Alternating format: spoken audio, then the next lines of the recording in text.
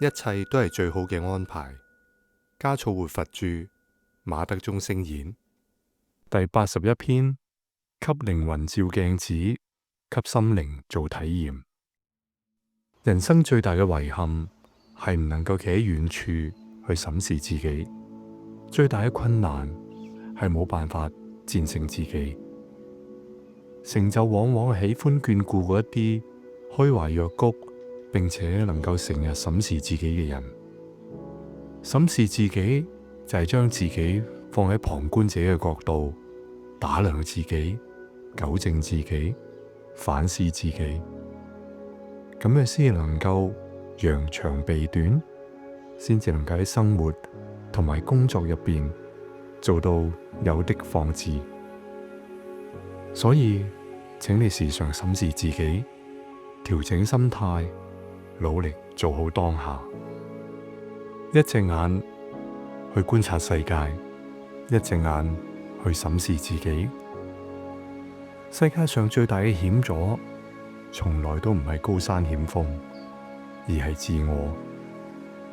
阿育王最終可以歸依佛門，能夠從一個暴君、一個征服者，化為虔誠嘅佛門弟子，源於佢係見到自己曾經被權欲所蒙蔽嘅佛心。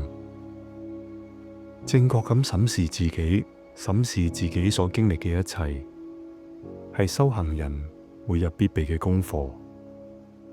自我審視就係對自己重新認識，將自己全面鋪開，從靈魂深處做一次嘅檢查，睇到自己嘅本源同本性，睇到自己嘅虛妄卑劣，並且勇敢咁樣將佢拋棄，用挑剔嘅眼光重新定義自己，俾自己一次照鏡嘅機會，審視自我嘅言行，審視自我嘅態度，喺審視中一次一次咁打量自己，糾正自己。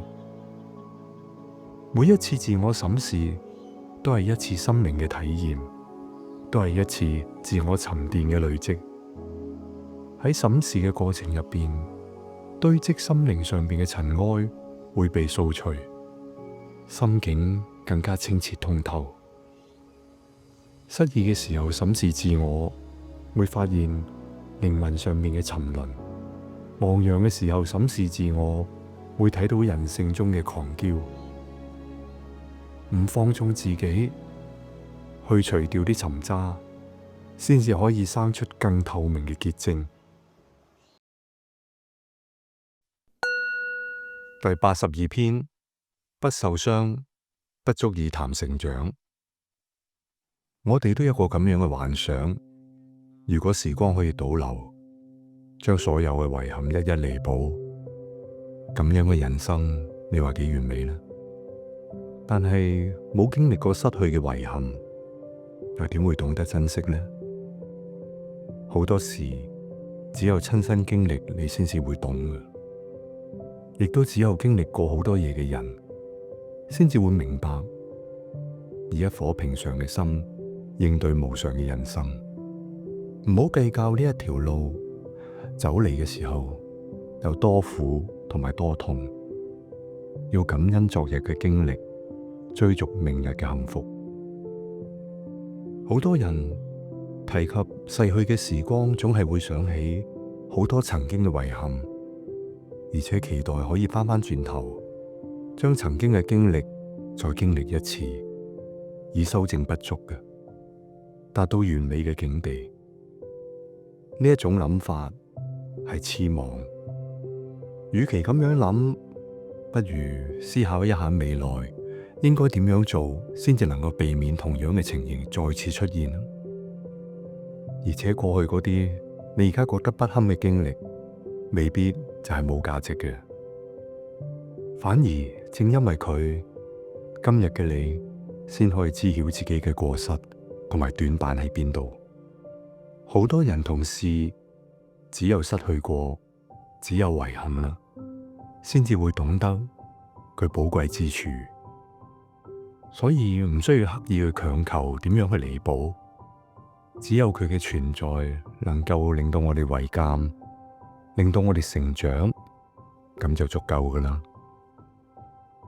生活嘅真諦就係不斷吐故納新，不斷完善過去，唔好再執着於昨日經歷嘅痛苦同哀傷。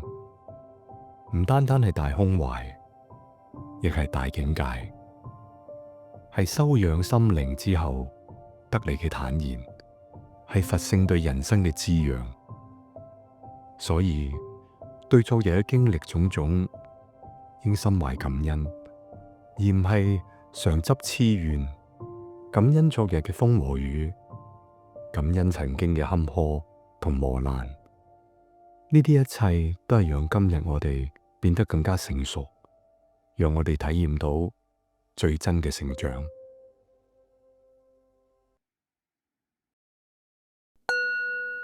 第83篇，知錯能改，善莫大焉。生命本來就艱難，我哋成日都係雪上加霜。如果你相信因果，仁慈同友善咁對待每一個人，放開消極，擁抱積極，咁你就會揾到生活真正嘅方式。我哋拼命咁樣想要快樂，但又成日喺錯誤嘅地方尋找快樂。如果真係錯啦，就要立即做出正確嘅選擇。但係最困難嘅係承認自己有錯。如果能夠認錯並願意改變，慢慢咁就會喺修行嘅路上精進。承認錯誤嘅意義係在於避免錯誤。如果我哋仲未做好認錯嘅準備，咁就必須做好一個一錯再錯嘅準備。犯錯係一種常態，不值得糾結。關鍵係在於要錯誤中反省，喺錯誤中總結，喺錯誤中嘅人同事揾到正確嘅方向，揾到生活正確嘅方向。生活中每一個人都有諸多嘅不如意，智者會將呢啲挫折同困難當做一次嘅歷練，勇於面對，用個人嘅努力同埋唔服輸嘅精神，逐一戰勝，從而在今後嘅生活入邊不斷鞭策自己，敲打自己，令到個人能力同埋素質不斷提升。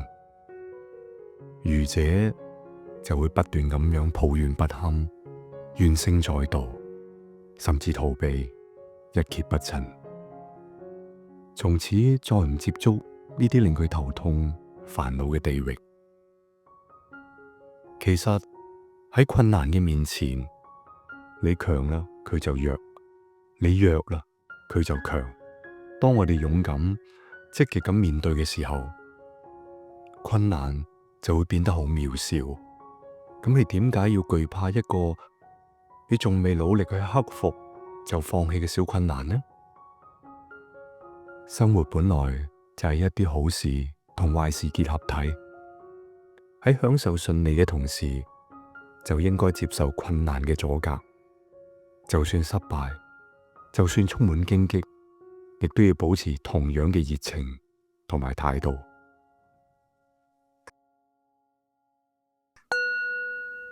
第84篇，隨緣並非安於命運。隨緣成日俾人理解為唔需要有所作為，聽天由命，由此亦都成為咗逃避問題同困難嘅理由。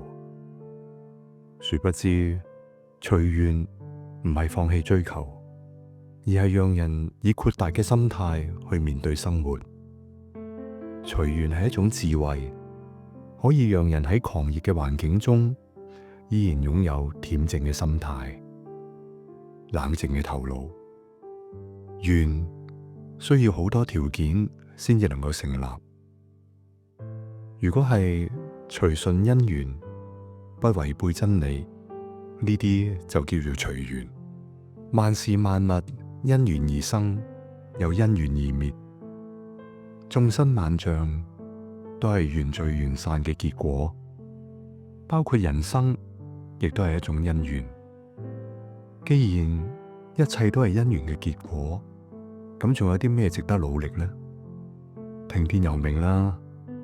有啲人逃避生活，迴避人生，所用嘅藉口都係出奇咁一致，隨緣啦。呢啲都係對因緣嘅誤解，甚至可以話係無知。佛講嘅隨緣，其實係依法而存。隨緣從來都唔係放棄追求，亦都唔係乜嘢都唔做，任憑隨波逐流咁樣飄蕩。緣嘅本質係不由前定，更加唔可以預知。隨緣係要充分發揮人嘅主觀能動性，以智慧嘅眼光同頑強嘅毅力，盡可能咁促成因緣，而唔係坐等空手。緣首先係盡人事，然後先聽天命。一切成敗嘅關鍵在於自身嘅努力同埋奮鬥。面對唔成熟嘅嘢，唔好輕舉妄動，更加唔可以強行為之，否則就會適得其反。而當機會成熟嘅時候，就應該緊緊握住，奮發圖強，一切成功就會水到渠成。隨緣唔係逃避嘅藉口，而係要以入世嘅積極心態去努力追求，刻苦耕耘，以出世嘅從容心態去面對收穫，做到不為物喜，不為己悲嘅淡泊，收穫清淨，收穫本心，呢啲先係隨緣真正嘅境界。第85篇，不爭才能得到。我哋成日都俾一個爭字所紛擾，爭到最後，原本闊大妙遠嘅塵世，只剩低一顆自私嘅心。其實喺生活中可以有無數個不爭嘅理由，心胸開闊一啲，得失睇淡一啲，為別人多考慮一啲，哪怕只係少爭一點，將睇得緊要嘅嘢淡然咁放一放，你就會發現人心會一下子變寬，世界會一下子變大。不爭人生自境，喺學校裏邊就論排名，年長之後就論名譽地位，攀比心讓人陷入爭嘅煩惱。但係爭嚟爭去，邊個都唔會得到最初想要嘅嘢，就只會剩低嗰個自私自利嘅心。咁又何必呢？處心積慮咁爭嚟嘅名譽地位，無非都係加重內心空虛同埋不安嘅毒藥。就好似食物食得越多啦，就會越難消化，最後仲可能傷到自己嘅身體。得到並唔係意味着擁有，如果唔適合用嘅，反而會成為一種累贅。除咗加重人生嘅負擔之外，毫無意義。與其喺傷人傷己嘅喧囂同吵鬧中爭嚟爭去，爭到頭破血流，咁不如放手啦，讓心裏邊嘅慾望冷卻，消解咗累累嘅功利之心，體淡得失，胸襟就能夠廣闊。我哋與他人與世界先至能夠更加和平相處。